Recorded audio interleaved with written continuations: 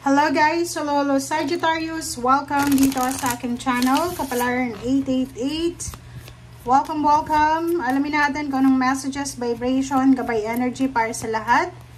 This is general reading, money, career, financial reading tayo. So, kung ano yung message na lumabas dito ay kukunin natin yung energy niya. Okay?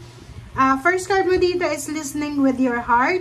I trust the messages I receive from the heart. So, sinasabi ng barahan na for the month of June, Sagittarius, makinig ka sa sinasabi ng puso mo. Lalo na sa mga trabaho na gusto nyong pasukan, yung iba gusto mag-resign, yung iba gusto mag-travel, lumipat ng trabaho.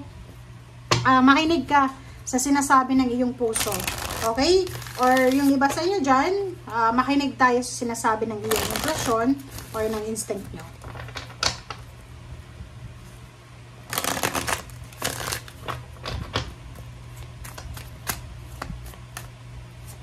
Okay. Rest and rejuvenate. Okay. So, nakikita ko yung iba, Sagittarius, maybe yung iba makakapag-desisyon na magpahinga, magbakasyon. Paki-comment sa comment section yung ibang mga Sagittarius na nagpaplanong magbakasyon, umuwi ng probinsya, lumipat ng bahay, lumipat ng trabaho, maghanap ng mas tahimik na buhay, maghanap ng mas kumbaga easy na trabaho, yung hindi masyadong nakakapagod na trabaho. So, comment down below if you resonated.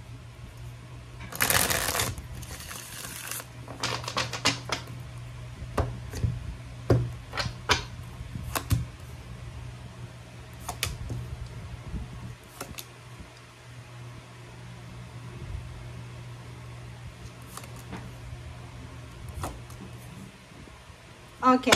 Sa ilalim mo dito is 6 of water, memories, childhood, and nostalgia. So, yun. Yung iba sa inyo dyan, it's either babalik kayo sa dati yung trabaho, or yung iba sa inyo ay babalik kayo sa lugar kung saan kayo galing. Maybe you're in international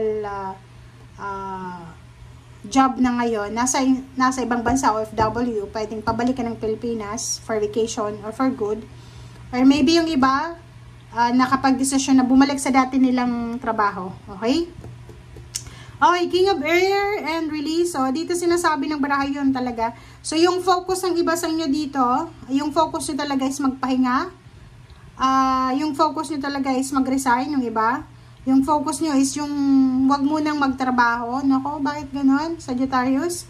Yung iba sa inyo dyan, maybe yung iba din, ang focus nyo is yung siguro hindi nyo nakuha yung recognition, yung awards, yung salary increase, higher position. So, yun, pwedeng yung iba, planong mag-resign or planong lumipat ng lugar. So, dito sinasabi na yun, lilipat. May iba sa inyo dyan na pwedeng magta-travel. Yun na nga, lilipat ng lugar, magre-relocate siya.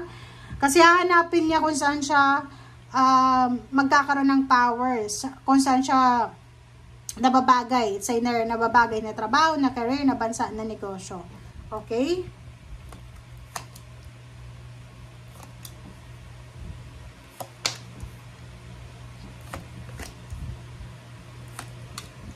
Okay. So, last 4 cards natin.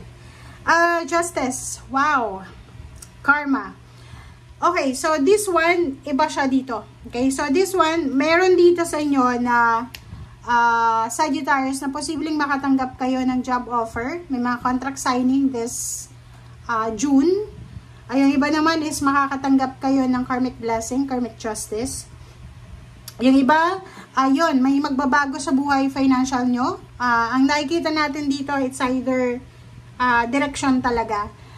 May nakikita ko sa inyo dito na parang feeling na hopeless and helpless siya.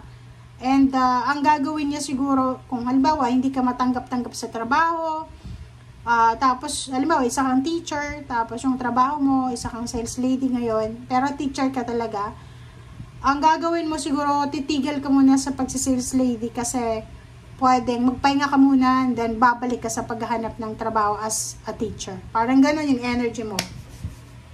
Okay, next is may victory and success dito. Meron, like, yung iba, pwedeng yung iba medyo nakakaisip ng endings, ng resignation.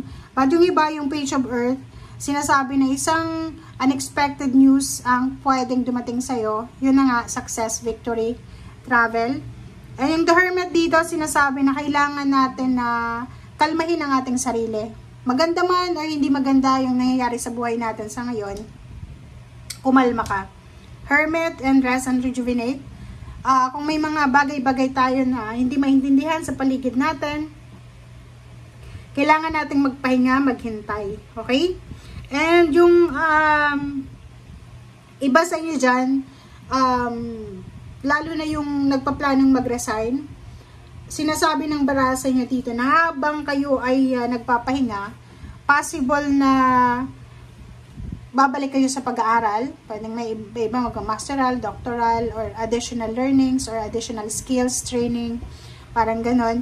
And yung 8 of Water, sinasabi ng bara sa inyo dito na may iba sa inyo dito na mayroong like pinapatay yung bahay na ramdam nyo na matatapos na to as soon as possible, parang ganun.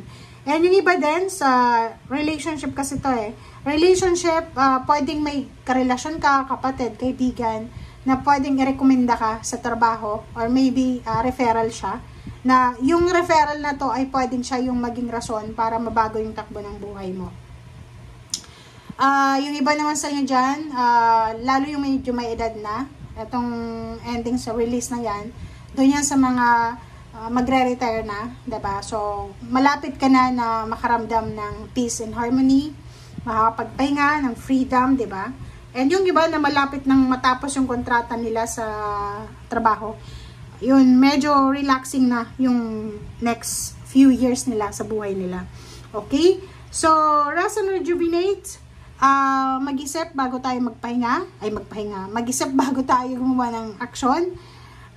Sinasabi ng baraha, huwag kang gagawa ng aksyon kung hindi mo pinag-isipan, and then kung halimbawa gulong-gulo ka kung ano yung aksyon na gagawin mo, mag-ask ka ng kumbaga advices or any information from someone na professional or from someone na dumaan sa ganyang klase. Like yung iba gusto mga ibang bansa, magtanong ka doon sa galing na sa ibang bansa. Huwag kang magtatanong doon sa never pang nakapunta ng ibang bansa. Okay? And research, napaka-importante yung research.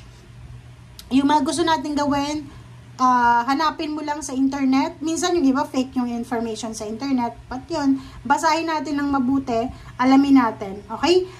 Meron ditong Sagittarius na possible na yun, isang unexpected promotion, salary increase, isang unexpected na travel international, or pwedeng travel back to the Philippines, yung magre-resign, or yung ibang tapos na yung contract. Okay, thank you guys for watching and see you again. Bye!